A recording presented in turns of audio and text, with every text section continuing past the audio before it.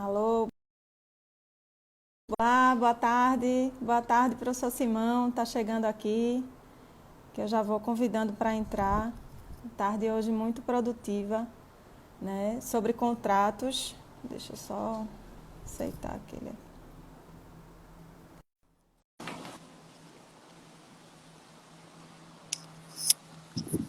Tá entrando aí, professor Simão, para a gente Olá, conversar. tudo bem, professora? Ô, professor Simão, que prazer mesmo estar com você essa tarde hoje, esse finzinho de tarde, para a gente conversar sobre direito civil. Você que é uma sumidade no direito civil brasileiro e também português, e é uma pessoa, um professor a quem eu leio e admiro muito. E ter você aqui no meu Instagram é é uma honra mesmo. Eu não estou vendo, você está me vendo, porque eu não estou vendo, acho que está aguardando aqui entrar, né? Então, se você não está me vendo, eu vou sair e entrar de novo, porque senão trava o sistema e ninguém É, nos vê. Então, eu vou fazer uma saída, já volto e entro de novo aqui, certo. tá? Só um Combinado. minuto, só um minuto. Combinado. O professor Simão está saindo e vai entrar de novo. A gente vai conversar hoje sobre contratos. Acho que contratos é um tema sem fim no momento, né? Sempre foi é o maior livro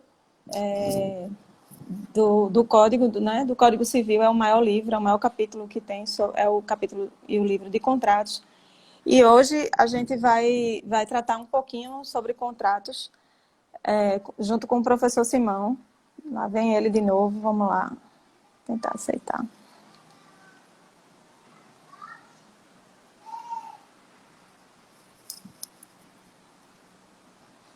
E agora, Agora Carla? sim, agora sim, agora Tá sim. me vendo?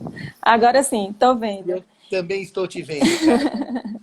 O pessoal está Nunca, entrando também. nunca as distâncias foram tão curtas como nessa época de pandemia. A É professora verdade. Carotinho, a professora Carla Moutinho está aí na aprazível, querida, amada cidade de Recife. Cidade que, aliás, Carla, eu sinto uma falta umbilical de visitar e os meus amigos de É Recife. verdade. Você que Cidade sempre vem com tanta frequência a Recife, né? Pela Escola da Magistratura. A gente sempre se vê. pelo Instituto do Luiz Mário Moutinho É e agora, verdade. infelizmente, hoje nós estamos privados desse convívio, mas a pandemia nos dá a exata dimensão de como é possível estar longe e perto ao mesmo tempo, Carla. Então, é uma alegria estar aqui hoje conversando com você, tá? É verdade. Assim, a pandemia tem muita coisa ruim que a gente está tendo que superar. São dias desafiadores que a gente vem passando nesses últimos tempos. Mas a gente também tem se reinventado, né? Principalmente a gente que é professor, que sente falta assim, desse contato maior com os alunos, de falar de direito civil, de discutir assuntos interessantes. Então, a gente não podia deixar de lado esse Yasmina está entrando aqui, juíza de Pernambuco, que é uma querida amiga e professora da ESMAP também. Oi, Yasmina, boa tarde. E aí a gente não podia deixar de debater o direito civil. Acho que nesses últimos tempos eu nunca produzi tanto, nunca trabalhei tanto, seja no tribunal, seja como professora mesmo. Eu tenho produzido muito. Acho que ocupar a cabeça faz bem, né? A gente procura se ocupar para não ficar também tomado de tanta notícia ruim que tem É tido verdade, é ultimamente. verdade, é verdade. Ô, Carla, eu queria dizer uma coisa, é impressionante como nós estamos aproveitando essa pandemia para refletir sobre as categorias jurídicas É e para verdade. melhorar a nossa compreensão da realidade pandêmica, né?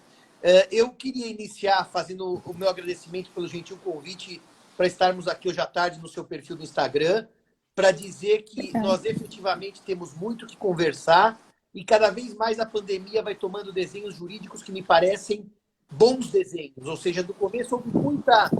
Ainda há, Carla, muita conversa dispar, mas eu acho que agora nós começamos a afinar o discurso. E só para te dar uma nota pessoal, a minha irmã Silvia, que é engenheira, que eu não vejo desde 15 de março, quando começou a pandemia, e eu me assiste para ouvir falar de direito. Então, só de ter Olha, uma live de direito, eu já fico feliz, Carla.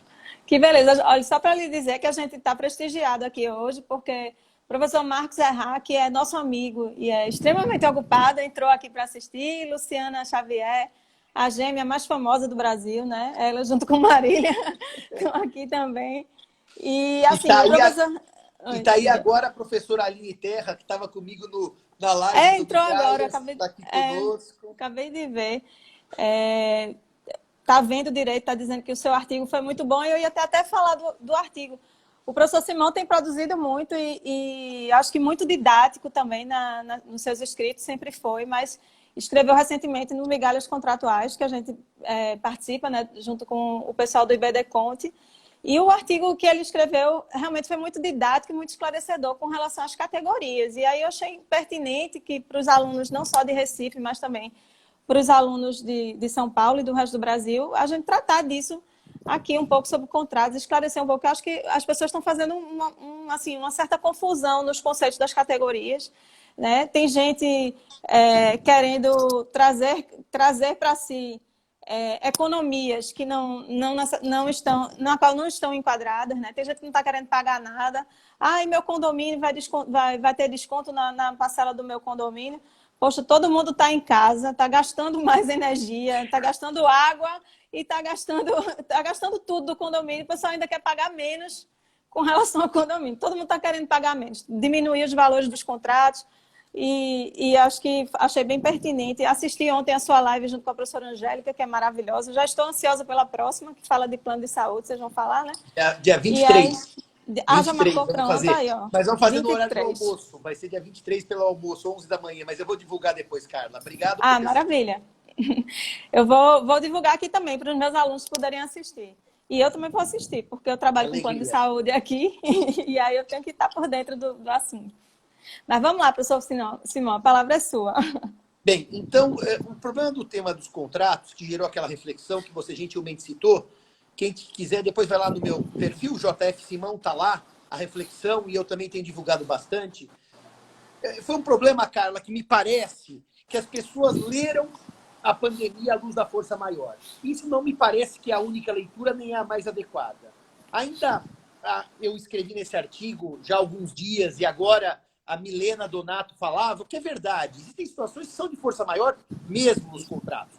Eu dou exemplo da própria Sala São Paulo. Eu sou assinante, toda quinta-feira eu ia ver música clássica. Com o confinamento, esse contrato tem uma perda de objeto. Se temporário definitiva, não sei. Porque as pessoas também estão achando, Carla, que vai cessar o confinamento e tudo vai voltar a ser como era antes. Eu já antecipo que não. Por exemplo, aglomerações populares serão as últimas permitidas, se permitidas forem. Eu tenho uma impressão que shows, óperas, teatros e mesmo cinema, em alguma medida, vão ser atividades que vão demorar muito para voltarem ao seu antigo modus operandi. Verdade. Então, evidentemente que eu perdi essa semana a variação de Abel e do Beethoven na Sala São Paulo é força maior. Qual é o direito que me assiste como consumidor? Pedir o dinheiro de volta. A Sala São Paulo fez uma oferta para a gente. Eu vou tentar remarcar isso. E você podendo, venha. E eu estou esperando, se possível for. É que eu tenho uma visão de que isso não vai ser possível por causa das restrições pandêmicas. Então, veja, o que tá acontecendo na verdade? A Sala São Paulo está dizendo, você tem direito à resolução do contrato por mudança de base, o artigo 6º do CDC, que eu sou consumidor, mas nós vamos tentar te propor uma revisão. Não desista da gente. No meu caso até, eu abri mão de pegar o dinheiro de volta, porque eu acho que é um momento de todo mundo ser solidário, depois a gente vai falar disso mais para frente. Então aí, realmente, Carla, é a força maior. É o seu show, é a sua música, é a sua festa de casamento, Carla. Como é que você vai ter uma festa de casamento com confinamento social? Aliás, sabidamente, foi uma festa de casamento ocorrida, algures, para não citar nomes, que foi um fator de propagação enorme por uma baita responsabilidade daquelas pessoas. Publiquei até um artigozinho com o Cícero Dantas, nosso amigo, juiz da Bahia, dizendo isso. Então, Carla, realmente a gente pode ter a força maior, tá? Mas eu acho que a força maior está sendo usada para tudo quando não deve ser usada para tudo. E me parece que é mais interessante agora a gente discutir situações da obrigação pecuniária, que é dar dinheiro. Porque a obrigação pecuniária de dar dinheiro não fica impossível pela força maior. Ou seja, eu não aplico a obrigação pecuniária de dar dinheiro 393, que diz que a obrigação não gera perdas e danos e ela se resolve. Se resolve quer dizer, se apaga, as partes voltam ao status quo. Os contratos de trato sucessivo, cuja obrigação é pecuniária, e vou responder ao João, por exemplo, contrato de prestação educacional. Faculdade. Eu não estou impedido de pagar porque houve a pandemia. Daí vem a pergunta da Carla. Mas, Simão, a faculdade está impedida de dar aula? Hoje é um consenso que muitos cursos, isso não dá para generalizar, Carla, porque são milhões de graduações, há a possibilidade de aulas à distância. Se não exatamente iguais, mas um sucedâneo mínimo do que se oferecia presencialmente. É claro que, se eu tiver uma mudança contratual, ao invés de eu te dar aula presencial, eu vou te dar aula agora por teleconferência, o aluno pode desistir, porque ele é consumidor, dizer, não quero, resolve o contrato, não pago multa. Mas ele pode optar por prosseguir no sistema telepresencial. E daí vai ter uma situação interessantíssima, Carla. Faculdades que, por exemplo, reduziram carga horária, que tinham 5 manhãs por semana e telepresencialmente são 3. Por internet, pelas ferramentas tipo Skype, Zoom. Até porque, né, professor Simão, que a gente que dá aula tanto presencial como online, sabe que a aula online, pelo fato de não ter tanta interação, nem tanta pergunta, nem tanta interrupção, ela corre mais rápido. Então, quando você prepara um material para uma aula presencial, você tem que preparar multiplicado por 2 para uma aula online, porque você tem que dar mais conteúdo para preencher o horário. Posso te contar uma coisa? Eu estou dando teoria geral das obrigações, que eu nunca acabo o programa presencialmente. Agora eu vou acabar. Claro, são menos interferências, são menos interferências positivas, porque a participação é ativa. Mas o fato é que a gente fala muito sozinho. Apesar que no Google Meet eu respondo pelo chat. Então a gente vai conversando de maneira indireta com os alunos. Mas para dizer o quê para você, Carla? Eu entendo que essas faculdades têm que rever a base do contrato, sim. Ou seja, reduzir prestação. Ah, mas eu não mandei o professor embora, o meu custo é igual. Mas você está me oferecendo menos. E o risco do negócio é seu, não é meu. Então tem que ter uma renegociação da base do contrato. O que eu acho é que quando eu vejo, por exemplo, as pessoas pagando a creche, mesmo sem seu filho para a creche, que a creche está fechada na pandemia, é um ato de solidariedade. Agora, também eles têm direito de dizer, então vamos diferir essa prestação, vamos tentar reequilibrar o contrato. Porque o que me parece é que nas obrigações de dar dinheiro, nós temos 2 questões básicas. Desemprego e quebra no sentido de quebrar, falir, fechar a loja, fechar... E obrigações que tiveram a base alterada no contrato específico, que foi o que eu tentei abordar nesse artigo que eu publiquei. É verdade. Os contratos de locação. São sempre essas perguntas. Então vamos começar pelo começo, que eu discuti agora há pouco com a professora Milena, a professora Melinha, eu quero discutir com você.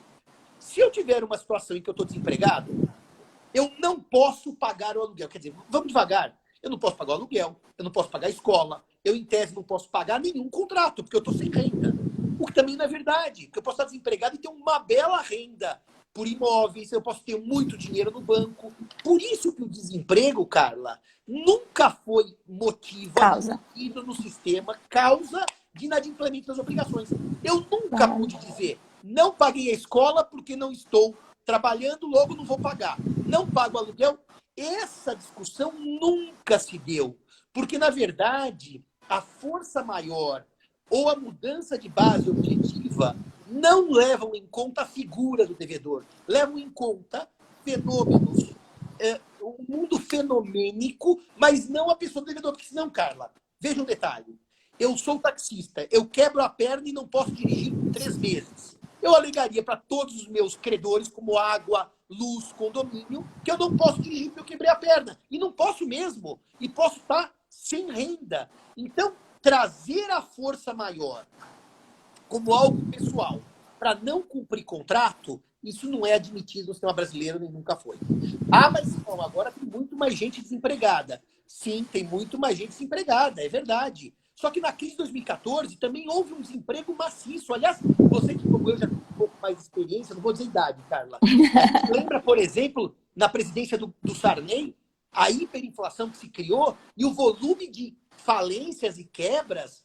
Então, o devedor não pode, tem razão a Adriane, se não estou em erro, Adri, que até o devedor de alimentos paga alimentos desempregado. A justiça admite até uma revisão, mas não uma desoneração geral. Então é assim, gente, dizer que a pandemia me desonera geral, isso é um erro técnico. mas eu não posso pagar. Então, tem que haver um pouco de bom senso. Eu acho que bom senso devia ser eleito como um princípio constitucional, porque a gente vai precisar muito dele, na verdade, do bom senso e da renegociação. Muita gente, o que a gente tem que ter em mente é que as pessoas não podem se aproveitar da situação para se exonerar das suas obrigações de pagar, não é verdade? E aqui um beijo para o professor Herodes Cortiano, que está aqui. Essa é uma segunda questão, e o Marcelo lá de Minas Gerais, essa é uma segunda questão. O abuso do direito. Porque, veja, o fato de eu estar desempregado não quer dizer que minha mulher não esteja trabalhando. E às vezes ganhando mais do que antes. Porque ela fazia coxinha e esfirra e quibe para fora e ninguém mais vai para restaurante. Ela aumentou em 2000% a venda dela da coxinha, do quibe e da esfirra. Então, Carla, dizer que o empobrecimento é geral, ele é um empobrecimento maciço. Mas não para todo mundo. Tem gente que está mais rica com a pandemia. Então tem que tomar cuidado com esse chamado abuso de direito quando eu pretendo ter vantagem simplesmente porque o outro empobreceu. É por isso, Carla, que eu não admito a tese, e eu já pensei muito nisso e não mudo de opinião, de que se o shopping center fecha, eu, locatário, estou impossibilitado de pagar o aluguel. Não porque a obrigação é de dar dinheiro. E eu posso ser dono de uma cadeia de lojas, das lojas mais rentáveis do Brasil, e ter renda suficiente, viu, Carla, para aguentar um ano o shopping fechado. Então, o problema não é porque fechou, não posso pagar. Isso é um erro. Mesmo porque o locador disponibilizou a prestação dele, que é o dar a posse. E se o poder público tirou, por fato do príncipe, eu não consigo imaginar que simplesmente esse fato gere direito a baixar o preço do aluguel. Então vamos devagar agora. Mas no shopping a gente tem várias situações, né? Tem aquela mega loja e tem aquele quiosquinho pequenininho de renda familiar que vende camisa de futebol, por exemplo. E acho que vamos ter uma bela conversa aqui. Então vamos lá. Sua pergunta. O fato de o shopping estar fechado, por si só me exonera de dever de pagar o aluguel? Não. Mas minha loja está fechada. Eu não estou exonerado. Posso resolver o contrato? Você tem toda a razão. Posso resolver o contrato. E como é que eu resolvo o contrato? Sem perdas e danos, sem multa, porque simplesmente não há culpa. Acabou. Mas eu quero continuar dentro do shopping. Então eu tenho que continuar pagando aluguel. Só que, Simão, houve uma mudança de base objetiva. A situação contratada era a A e agora a situação contratada é a B. Nesta nova situação, esse que vos fala entende que há um princípio jurídico chamado conservação do negócio jurídico. Conservação do contrato. O professor Junqueira, quando escrevia sobre o tema e nos dava aula sobre o tema, saudoso professor Antônio Junqueira de Azevedo, ele dizia assim: a conservação do contrato, para nós alunos, Carlos, não é um princípio que interessa ao contrato como um ente, como um ser, mas interessa ao Simão e à Carla que contrataram. Se eu contratei com você e você comigo, é porque o objeto do contrato me interessa a você. Então, o professor Junqueira desmistificava a ideia de que conservar o contrato é um fetiche contratual. É um amor à categoria jurídica. Não! É porque o contrato é útil, o contrato é economicamente interessante, o contrato serve para circular riqueza, então a manutenção do contrato interessa a todos. E a sociedade. As pessoas não fazem contrato para destratar, as pessoas fazem contrato para contratar e para permanecer contratando, não é verdade? E é por isso que a ideia de revisão contratual com as lojas fechadas é uma ideia muito interessante. E eu digo por que ela é muito interessante. Porque a pandemia é temporária. As pessoas estão tratando a pandemia porque, como é um momento de dor aguda, como as pessoas nunca tiveram a dimensão disso, porque a quebra da Bolsa de 29 não teve uma consistência, uma adesão mundial. Ela foi localizada, apesar da economia mundial ter sofrido abalos. A Primeira Guerra foi europeia, a Segunda Guerra foi europeia. Eu digo que nem a gripe espanhola, que foi mundial, gerou uma pandemia com esse grau de danos econômicos. Então eu digo que as pessoas não estão acostumadas a raciocinar como exceção. E o que nós estamos dizendo é algo temporário. Então, como é que fica? Fica assim. A gente pode pedir ao juiz uma revisão da prestação contratual da locação. Com um diferimento, eu jogo para pagar mais para frente o aluguel que eu não posso pagar hoje. Uma boa base de conversa é o projeto Anastasia 1179, aprovado pelo Senado e que está agora na Câmara. Na Câmara dos Deputados. É verdade que o artigo 10º, que previa essa redução do aluguel, foi suprimido pelo projeto da senadora Simone Tebet. Mas, de qualquer maneira, há no projeto Anastasia uma data que é 30 de outubro para que as coisas voltem a acontecer como era antes. Então, eu acho que o 30 de outubro pode ser usado como uma data socialmente aceita, um marco, para se discutir essa renegociação contratual, Carla. Agora, então, você está dizendo que as prestações podem ser diferidas, ou seja, o dinheiro que eu devo hoje não posso pagar, eu vou renegociar para pagar quando a situação voltar à normalidade, mais para frente, que pode ser 30 de outubro, por exemplo. Só um detalhe, Carla. Só um detalhe, só para completar. Eu não sou a favor e acho que quebra qualquer sistema jurídico e econômico diferir tudo. É divisão de ônus. Divisão de ônus. Cartucci defende, com base no CPC, que prevê uma regra semelhante à execução, que seja de 30% o percentual diferido. Eu acho que todo mundo vai ter que pagar um pedaço da conta, né? Todo mundo vai ter que assumir um pedaço do prejuízo. Eu sou assalariada, sou servidora do tribunal e estou tendo desconto do meu salário dos auxílios alimento e transporte, porque eu não estou me transportando, eu não estou gastando gasolina, entendeu? E o tribunal precisa economizar. Todo mundo vai ter que ter sua parcela de contribuição. Então, se as pessoas têm interesse de que a economia continue funcionando e permaneça e ressuscite, né, das cinzas, a gente tem que renegociar. Né? Tem que dar um desconto ali, tem que dar um prazo mais elástico aqui, para que as empresas consigam se manter no mercado. O brasileiro, eu acho que você falou isso ontem até, ele não tem o costume de guardar dinheiro. Então, ele não se prepara para uma pandemia, ele não está preparado, ele não tem as economias guardadas para um momento de desemprego, para um momento de crise. Né? São poucos os brasileiros que têm essa reserva, vamos dizer assim. Então, e tem razão o Léo, o faturamento locatário não é elemento essencial para o contrato de locação e nunca foi. Porque eu posso alugar uma loja e deixar ela fechada por 2, 3 anos porque eu não quero naquele momento investir, mas quero ter um ponto no shopping. Agora, o problema da análise individual, Carla, que todo mundo traz isso, análise individual, é que se nós dermos uma aula falando assim, a análise individual não tem ciência do direito. Cada caso é um caso, não tem ciência do direito. Então, a gente precisa trazer como ciência do direito critérios para que o magistrado possa, numa briga, fazer a revisão contratual. Se eu disser assim, Carla, cada caso é um caso, você tem razão. A loja menor, a loja maior. Você tem razão o shopping A, o shopping B. Tem razão se o shopping ficar fechado por 6 meses, ou por 1 ano, ou por 2 dias. 2 dias já foi, mas estou dizendo 2 dias hipoteticamente. Então, se a gente seguir a linha que todos põem nas nossas lives, depende do caso concreto, eu encerro a live e digo, Carla, muito obrigado, depende do caso concreto, o juiz que se vire. O que eu acho que nós temos que Vamos ajudar os juízes, que os juízes estão assistindo. O que eu acho que a gente tem que fazer nesse momento é trazer critérios, tá? É verdade. Eu não gosto, com todas as reservas e que eu tenho a esse princípio, e com toda a amizade que eu tenho aos que invocam esse princípio, por exemplo, o professor Anderson Schreiber, que é um amigo querido, um doutrinador de melhor qualidade, que trata desse dever de renegociação com base na boa-fé objetiva, eu acho que isso acaba sendo, desculpe, Carla, norma programática. Por que programática? Porque eu tenho o dever de renegociar. E se eu não renegocio, como é que a gente fica? E se eu não consigo atingir um desiderato É isso mesmo, Luiz Fernando, sem critérios objetivos na ciência. Como é que eu consigo, então, impor às partes um dever? Qual é a sanção de eu tentar renegociar e não conseguir? Ou não querer renegociar, Carla? Ser minha locadora. Falo, Carla, abaixa o aluguel que eu estou desempregado. Assim, vai morrer longe, Simão. Eu quero o aluguel inteiro. Então, me parece que a busca da boa-fé objetiva, como critério nesse momento de hermenêutica, de compreensão do contrato, não é o melhor critério.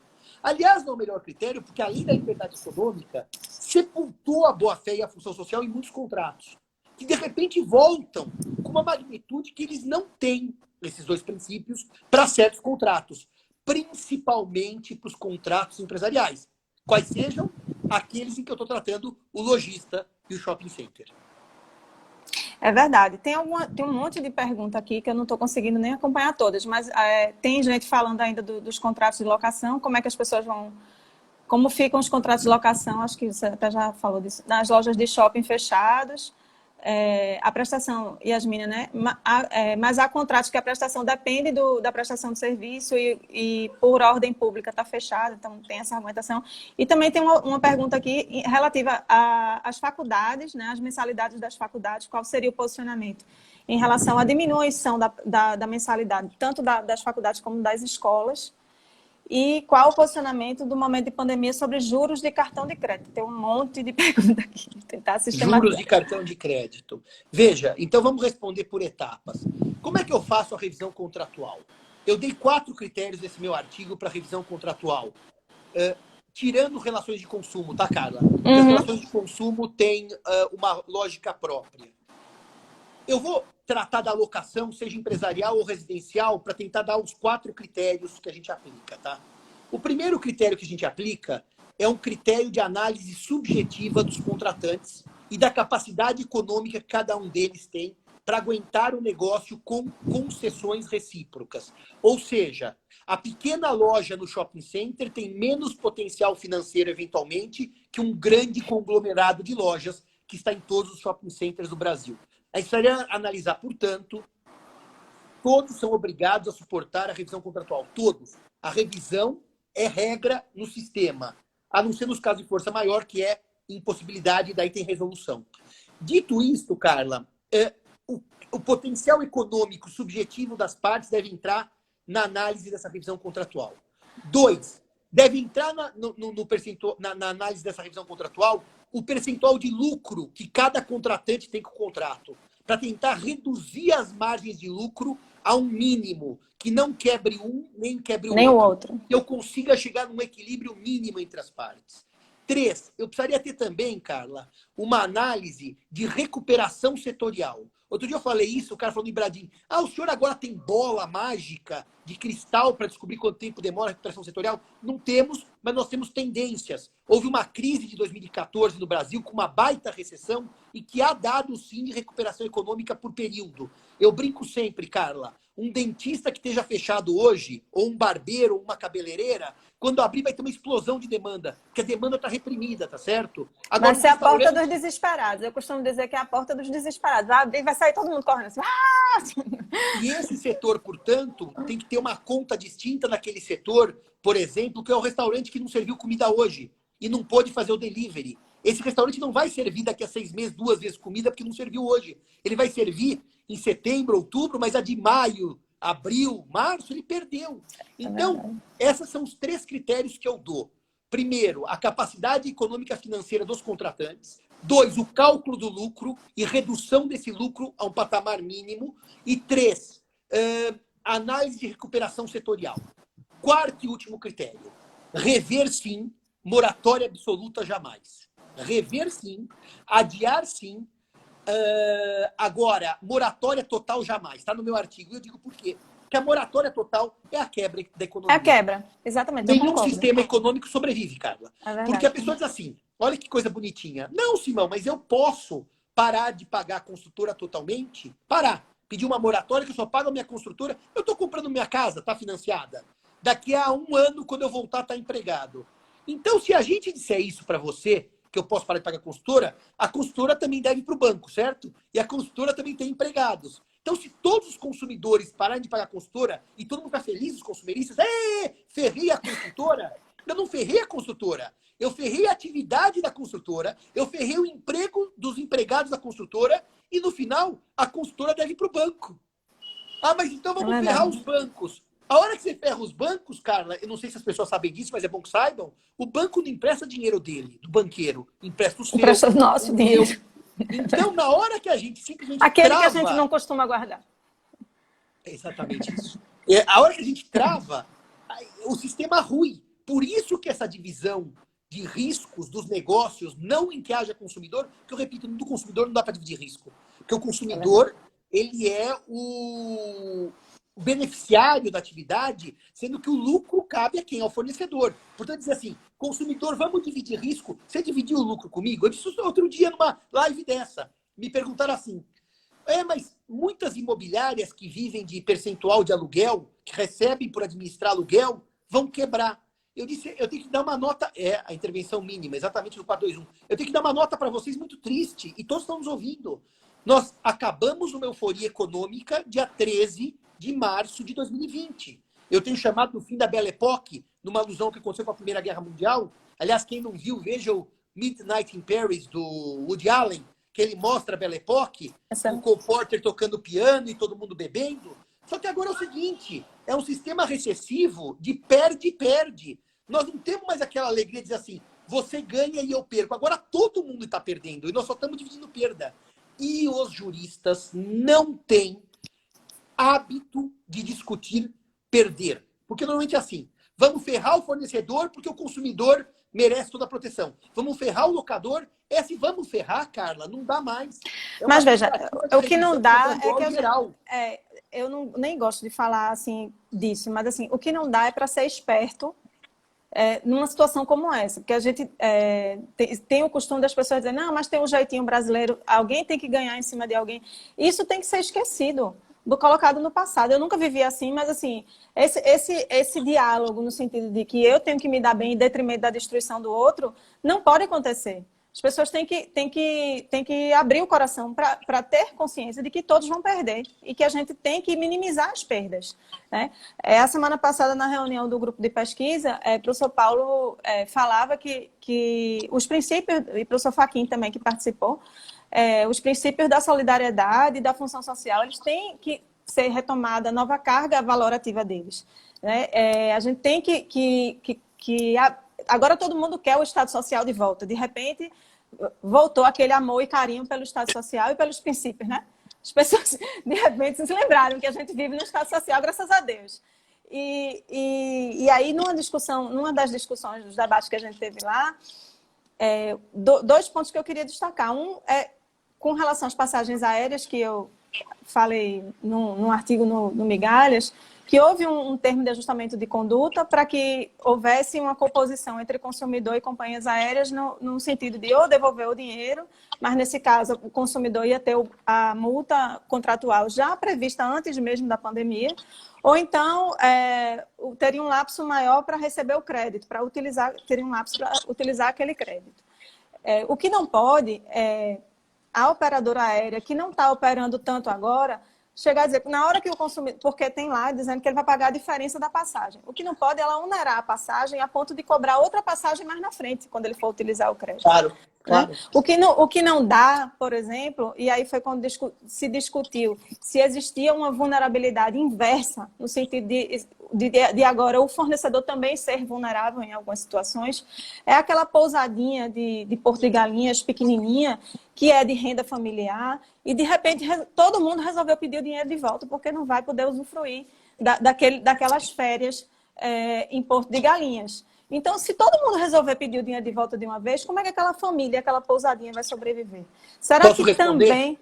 Claro, Posso responder com essa certeza. história? Eu estava discutindo agora, eu vou ter uma live no Procon de São Paulo com o deputado Capês, que é exatamente isso, Carla.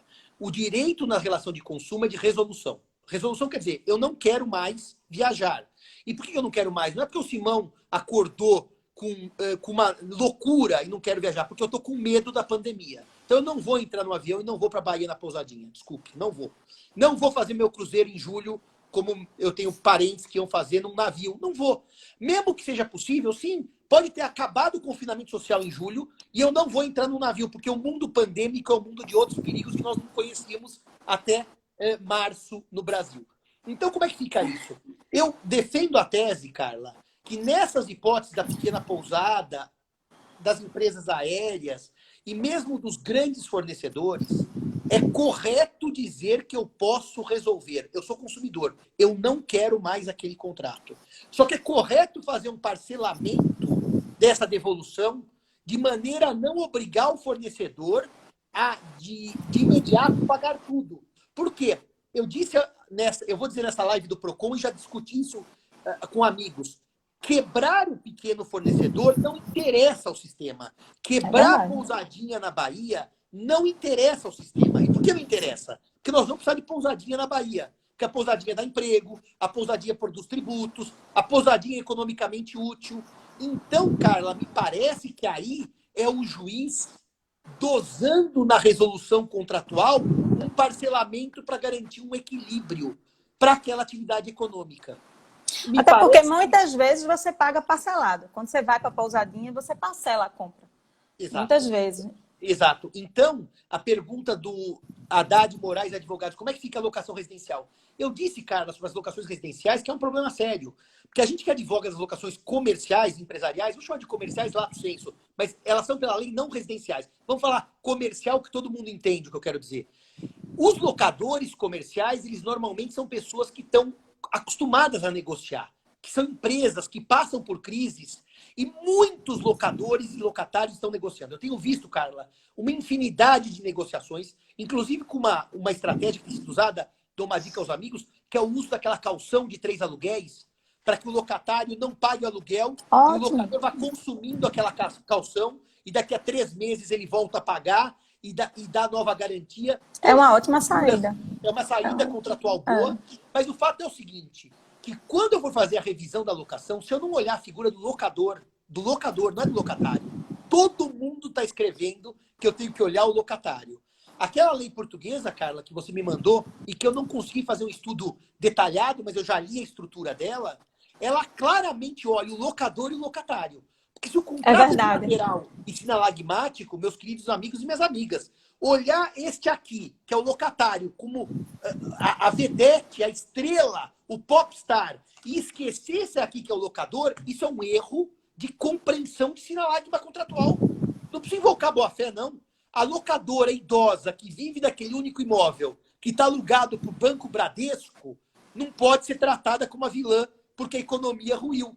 O banco tem muito mais condição de suportar aquele aluguel do que o locatário, a locadora idosa. Mas, Carla, vamos tirar o banco. A locadora idosa, que tem um único imóvel, que está alugado para um diretor de multinacional, que chama Zoom, e que as ações subiram 3.000%, aquele locatário está mais rico e pode pagar aluguel da mesma maneira para a locadora, mesmo sendo residencial.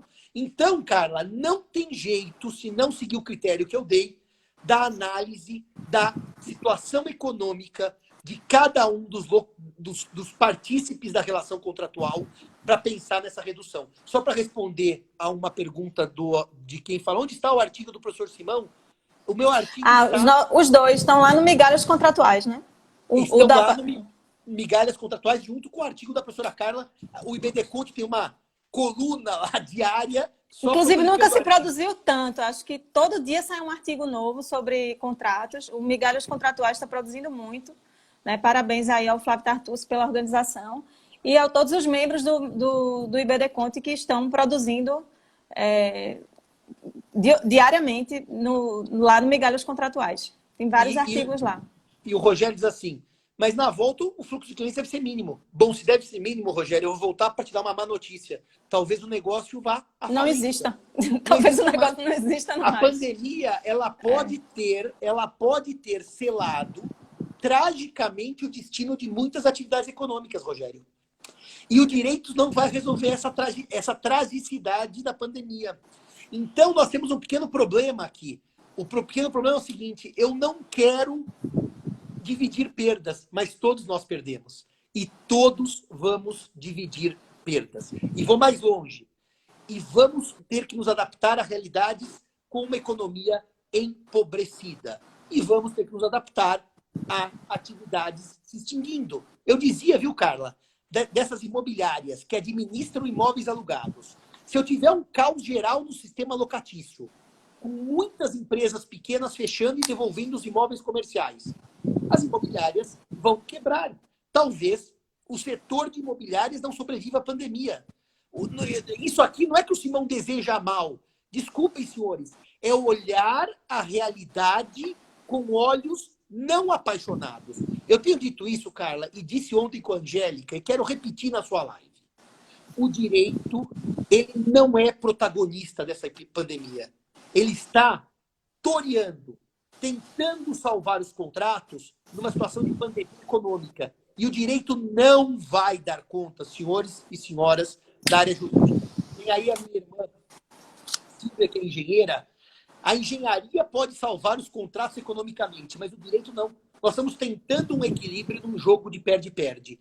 E vou ter que também dar uma outra notícia que eu tenho dado em todas as minhas lives, Carla. Pode ser que a gente saia derrotado. que o direito não dê conta disso e que a única solução seja a resolução de muitos contratos, com uma pobreza, perda de contrato, perda de riqueza, mas que isso é fruto da pandemia e que eu não consigo dizer o direito vai resolver a questão. Senhores e senhoras, não se iludam. Nós podemos ter que optar por resoluções contratuais.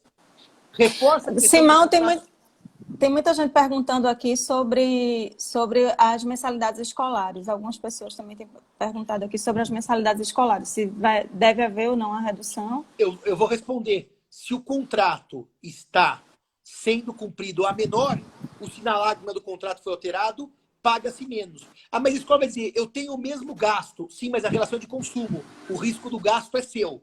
O que eu não recomendo é que vocês não tentem renegociar antes de ir ao judiciário.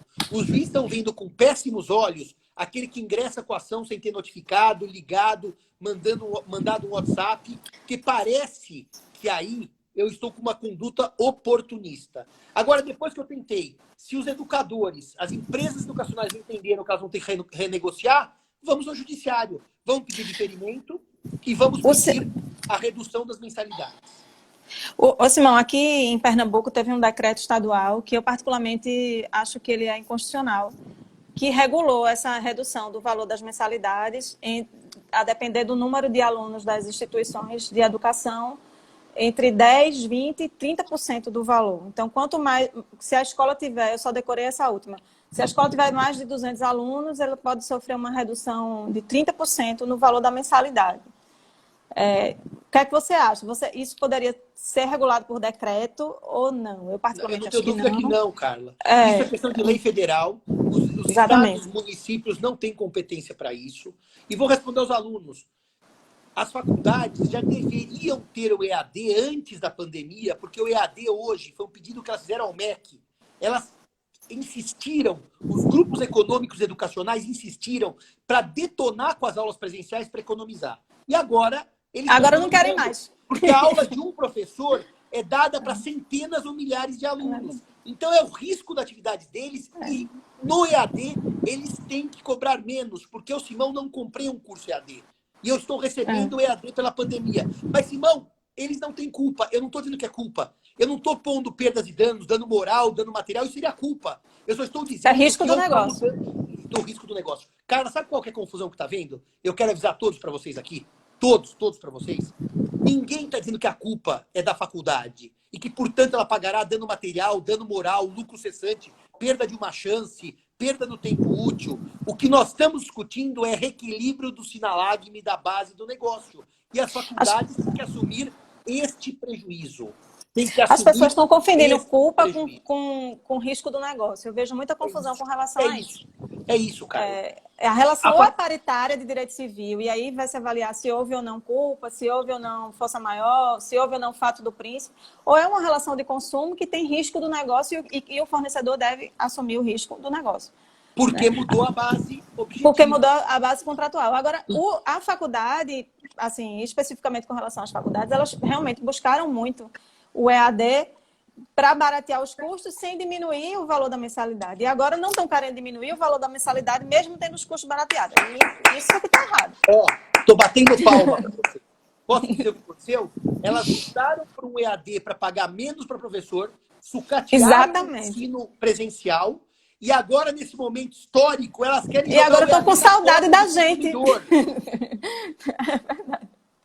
Estão querendo que a gente... Tá bom, aulas remotas não é EAD. Tá bom, são aulas remotas que não são EAD. Mas as faculdades estão usando uma aula remota gravada para 1.000 alunos. Então vira EAD. Porque eu dou uma aula presencial e ela é replicada para 10 classes. Acaba virando EAD. Mesmo com essas aulas remotas. Porque então termina que uma única vez. Exatamente. Então, termina que o professor horista, ele recebe menos. Quem recebe menos, no final das contas, é o professor horista. Claro que sim. Eu pago menos pro professor. Eu cobro igual do aluno e eu quero, na pandemia, continuar com lucro. Os grupos educacionais privados, eles fizeram um lobby violento para conseguir o EAD, para não pagar o que pagavam antes. Então, agora é hora deles assumirem o risco do negócio. Eles têm que baixar mensalidade. E os juízes têm que baixar as mensalidades. Porque não é justo, na pandemia, eles lucrarem com o A mesma EAD coisa. ou com aulas à distância que eles usam aos borbotões. É a hora do judiciário pôr as empresas educacionais no devido lugar. Vocês abusaram na crise e vão sofrer na pandemia. Não vão ganhar duas vezes. Ô, Simão, agora eu acho diferente a situação das escolas que não tinham essa previsão de EAD, por exemplo. Eu estou aqui em pânico, porque a escola do meu filho é um colégio grande daqui de Recife. Ele tem 5 anos.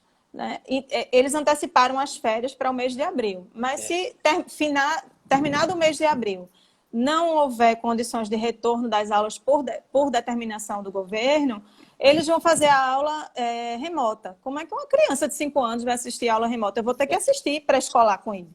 Né? E eu tenho que trabalhar. Então ele está transferindo para mim o ônus educacional e pedagógico que eu não tenho. Não. Embora eu seja professora. E você, em tese, não sabe educação infantil. Porque Exatamente. você é professora de direito. Eu quero só responder uma coisa para você, que é o seguinte. Nota técnica, né, Vasque? Sabe o que chama nota técnica? Chama lobby das escolas, tá? A generalização é perigosa. Aqui na PUC eu leciono apenas para as minhas turmas regulares, sem multiplicação para outros alunos. É verdade, Lupion, que a generalização é perigosa e que a gente tem que analisar o caso a caso. Você tem toda a razão.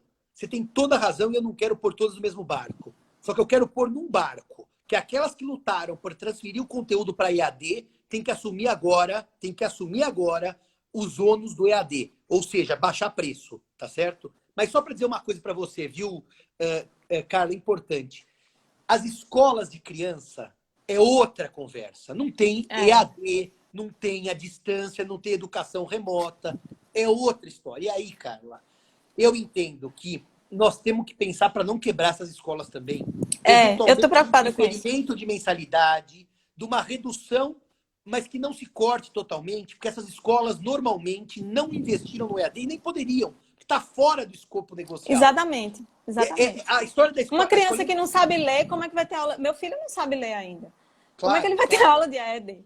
Então, eu entendo que nesses casos o reequilíbrio da balança é mais sutil, tá? Tudo bem? Ele é mais difícil.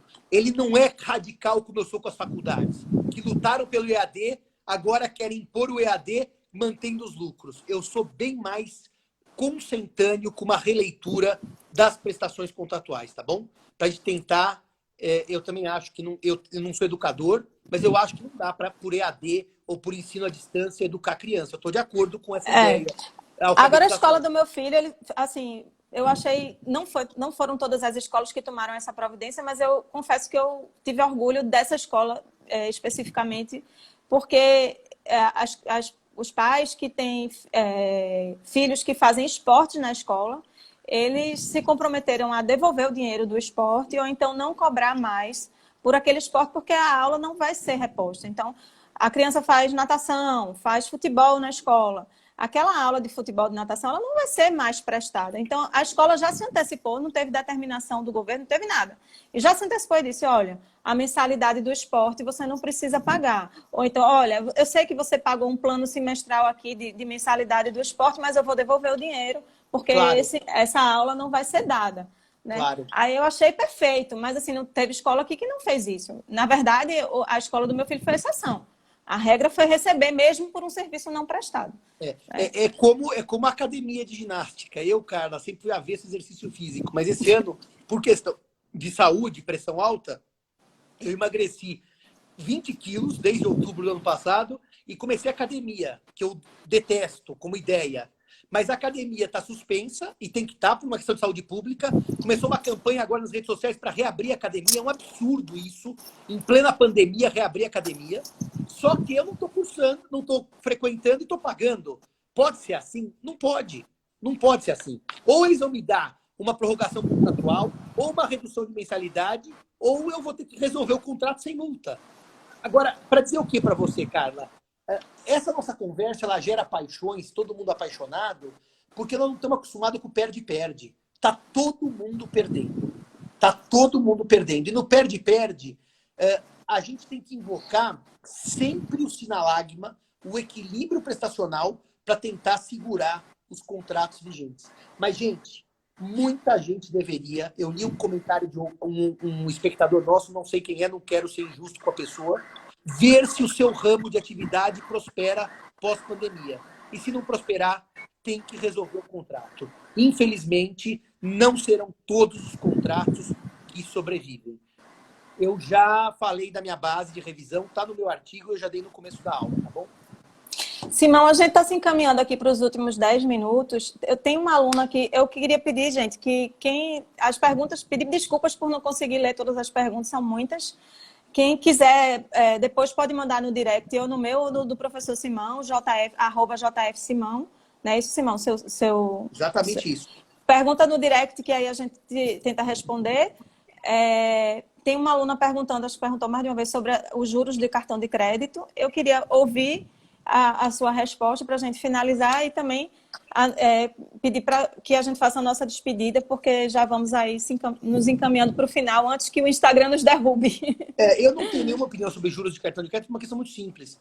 Os juros são cobrados de acordo com regras jurídicas contratuais e que o STF e o STJ dizem que podem ser superiores àquele antigo limite já derrubado da Constituição de 12% ao ano, já derrubado. Muito eles tempo. dependem muito tempo, já nem está mais a Constituição, daquele spread bancário. E, portanto, eu não vejo nenhuma questão entre juros de cartão de crédito e pandemia. Eu quero dizer que eu amo Poços de Caldas. Uma pena que eu não consegui ir para lá de novo. Eu tenho aí o amigo Rui Fraia, Everton. Se você conheceu o Rui Fraia, fala assim, o Simão mandou um abraço no ar. A Simone, minha queridíssima amiga das terras gaúchas de Porto Alegre. Simone Tassinari. E quero dizer o seguinte para vocês. A gente não consegue nem em live, nem que a live durasse 8 horas, discutir responder. Cada uma das coisas. Agora, acho que a gente tem que fazer toda semana uma live de contrato só para discutir contrato. O problema é que agora as pessoas descobriram a live, então nós estamos com live em cima de live. Mas eu queria concluir a minha participação para dizer o seguinte para vocês.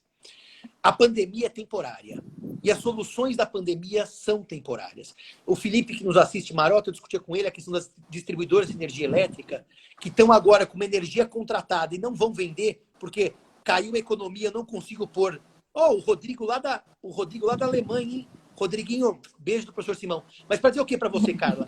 Que amanhã o mercado se reaquece e as distribuidoras de energia vão voltar a vender energia. Então, se a gente tem uma expectativa de que a pandemia é temporária e ela vai acabar, então é uma questão de entendermos que são situações desesperadoras, mas temporárias. E que se resolvem... Vai passar, né? Hashtag vai passar. E se resolvem com prazo de validade. Agora, certamente, a realidade A, que morreu dia 13 de março, e não será igual à realidade C, que cessará ao fim da pandemia. Eu aviso aos nossos alunos, aos nossos ouvintes, aos nossos participantes, que sala de aula, meus amigos, a gente não volta esse semestre. E muitos otimistas estão dizendo que a gente volta em agosto. Não sei. Se não houver um tratamento oficial da doença e nenhuma vacina, as aglomerações vão ser as últimas a serem autorizadas. Vide o que já declarou Boris Johnson para Londres. Agora também, meus amigos, a pandemia não tem só coisas ruins, tá? Uma live como essa é um efeito positivo da pandemia. Quando é que a gente ia imaginar que a gente ia fazer uma live dessa? Certamente não teríamos, né, Carla? Se não fosse a pandemia. Eu só quero... Essa semana eu recebi um meme que eu achei... Adoro aquele Chapolin colorado. E eu quero que chegue na parte que a gente dança a live do Jota Quest, né? Fácil, extremamente fácil para você e eu e todo mundo ficar junto. Eu só quero que chegue nessa parte. Mas, aproveitando aí os frutos da pandemia, foi um prazer enorme tê-lo aqui no meu Instagram fazendo essa live, que foi muito prestigiada por vários amigos professores e vários alunos também. Mandar um beijo para meus alunos, dizer que eu estou com saudade da sala de aula e de vê-los pessoalmente. E agradecer e ficar à disposição para outras lives, ou no meu ou no seu, mas que a gente se encontre e que não se separe durante a pandemia, que a gente continue se encontrando. Carla, eu só queria te dizer uma coisa. O Caia, que trabalha comigo no escritório, advogado com a gente. Eu só queria dizer o seguinte para você, Carla. Essas nossas conversas, elas aproximam gente do Brasil inteiro. agora do mundo inteiro. O Rodrigo está lá na Alemanha assistindo. Ontem estava a professora Paula Vaz Freire. Então, ele disse que a melhor parte da live foi na parte que você concordou com ele. O Lupion. O Lupion é um xarope. É um xarope, mas que eu gosto tanto, que é um xarope do coração. Mas eu ia te dizer o seguinte, Carla, que a gente mantenha nessas lives vivo o convívio, a reflexão e a amizade, tá? Que essas lives se mantenham por muito tempo, mesmo após acabar esse nosso momento pandêmico. Acho que muitos congressos jurídicos vão ser repensados. Acho que nós não vamos ter mais aquela euforia das passagens aéreas. Acho que a Milena também está sendo a Milena foi minha aluna da faculdade, o Daniel lá de Campinas. Então eu quero dizer o seguinte, Carla, que a gente faça isso mais vezes e que nos acompanhe lá pelo JF Simão, o Cal, que é nosso ouvinte, e também nos acompanhe lá pelo... O Carlos, Direito do Trabalho, também é presente, e que nos acompanhe também pelo canal do Professor Simão no YouTube, onde nós vamos pôr essa live depois no YouTube. Com certeza. Maravilha. Muito obrigada, professor Simão. Eu estou feliz que esse é um dos frutos da pandemia, né? A gente poder ter momentos como esses, de reencontro e de conversa de alto nível, como essa, tão bem explanada por você aqui. E com certeza a gente vai fazer outra. Vamos combinar outras lives durante esse período. E agora eu estou sabendo que você é o rei das lives. Agora, a Tânia, muito obrigado. Carlos, eu não marquei a data da nossa live. Amanhã eu tenho uma live com a professora Paula Vaz Freire de Lisboa e o Floriano sobre ensino jurídico à distância. Vou fazer uma live binacional no meu. Na quinta, uma live interna para uma faculdade que me pediu. Na sexta, eu vou fazer uma live com a Ana Nevari sobre sucessão. Então, nós vamos estar juntos aí em sucessões também. Carlinha. Com certeza. Na quinta, eu tenho uma live com o professor Cristiano Chaves sobre condomínio. Na quinta-feira, a gente vai conversar sobre condomínio. Fica meu beijo. Às 17 horas. E a saudade do Recife e dos amigos do Recife, Carlinha. Recife tá um calor danado e com saudade dos amigos de São Paulo. Um grande beijo, professor. Muito obrigada. Beijo. Tchau. Tchau. Tchau.